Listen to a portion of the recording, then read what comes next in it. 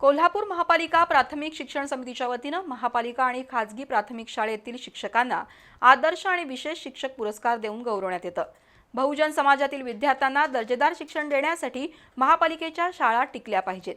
शिक्षकांनी या विद्यार्थ्यांच्या सर्वांगीण प्रगतीसाठी प्रयत्न करावेत आणि सुजाण नागरिक निर्माण करावेत, असं आवाहन महापौर रूपाराणी निकम यांनी केलं। कोल्हापूर महानगरपालिकेच्या प्राथमिक शाळा आणि खाजगी प्राथमिक शाळांमधील शिक्षक आणि कर्मचाऱ्यांना दरवर्षी महापालिकेच्या वतीनं विशेष पुरस्कार देऊन गौरवण्यात येतं। गेल्या वर्षीच्या शिक्षक दिनानिमित्त जाहीर झालेल्या आदर्श शिक्षक आणि विशेष शिक्षक पुरस्कारांचं वितरण सोमवारी करण्यात आलं।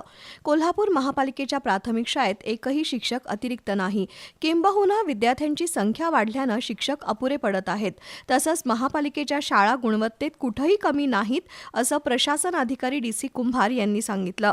त्यानंतर महापौर रूपाराणी निकम यांच्या हस्ते आदर्श आणि विशेष शिक्षक तसंच आदर्श कर्मचाऱ्यांना पुरस्कार देऊन गौरवण्यात आलं।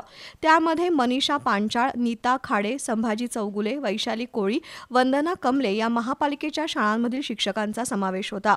तर खाजगी शाळेतील कैलास भोईटे, शोभा शिंत्रे, सायली शेडगे यांना पुरस्कार देण्यात आले।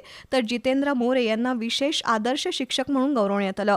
शिवाजी पाटील, शब्बीर नदाफ, प्रवीण पिसाळ यांना आदर्श शिक्षकेतर पुरस्कार देण्यात आला।